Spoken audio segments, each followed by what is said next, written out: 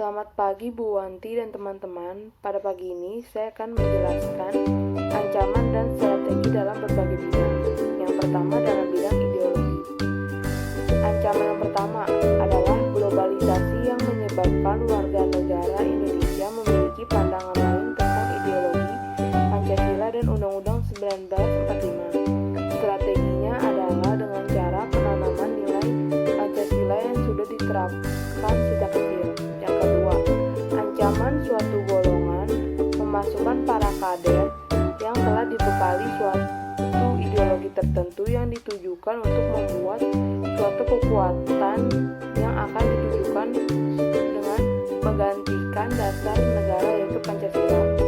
Strateginya adalah dengan cara lebih memahami arti pentingnya Pancasila sebagai ideologi negara dan menanamkan nilai Pancasila dalam bermasyarakat dari hal-hal yang kecil hingga yang besar.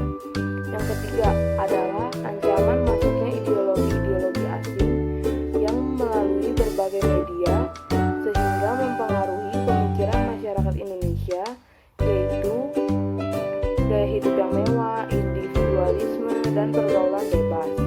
Strateginya dengan cara meningkatkan pertahanan masyarakat dalam menghadapi usaha pemecahan belahan dari luar dan menumpas setiap gerakan separatis secara tegas dan menyebarkan wawasan kebangsaan implementasi butir-butir Pancasila dan dalam rangka melestarikan dan menanamkan kesetiaan kepada ideologi bangsa. Yang kedua adalah ancaman dan strategi dalam bidang politik. Yang pertama adalah korupsi, kolusi, dan nepotisme atau disingkat yaitu KKN.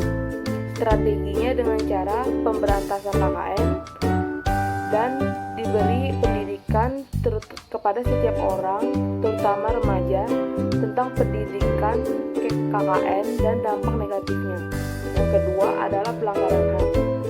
Strateginya adalah dengan cara mematuhi dan menghormati instrumen HAM dan hak orang lain, serta melaksanakan hak asasi yang dimiliki. Yang ketiga, terorisme. Strateginya dengan cara menggunakan media sosial dengan bijak dan melawan kebencian dengan kebaikan. Jadi kita lawan kebencian itu jangan dengan kebencian juga, tapi dengan kebaikan. Yang ketiga, ancaman dan strategi dalam bidang ekonomi. Yang pertama, lebih suka terhadap barang-barang impor. Strateginya dengan cara meningkatkan produk dalam negeri dan harus menghargai produk-produk itu. Yang kedua, inflasi yang menyebabkan harga pasar menjadi meningkat dengan cara membuat kebijakan yang dapat membantu menurunkan inflasi dan meningkatkan kebijakan moneter. Yang ketiga, kelangkaan bahan bakar minyak atau BBM. Strateginya dengan cara menghematkan pemakaian dan membatasi produk kendaraan bermotor serta meningkatkan fasilitas kendaraan umum. Dengan meningkatkan fasilitas kendaraan umum, pasti masyarakat tuh lebih kayak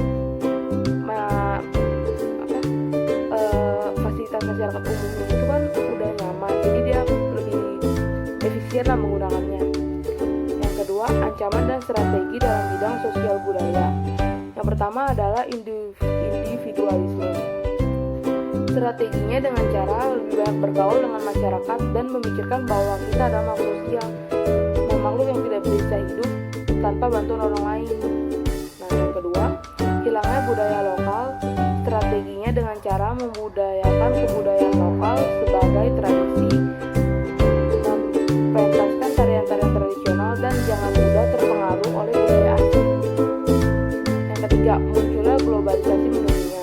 Strateginya dengan cara mencintai dan meningkatkan produk dalam negeri, menyaring budaya asing yang masuk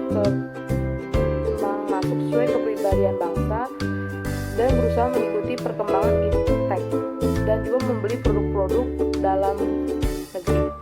Yang kelima, ancaman dan strategi dalam bidang pertahanan dan keamanan. Yang pertama, ancamannya adalah sabotase.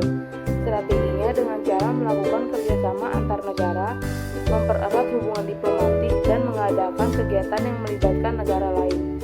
Yang B. Penyelundupan barang terlarang atau narkoba. Strateginya dengan cara pemeriksaan barang di tempat umum yang lebih ketat.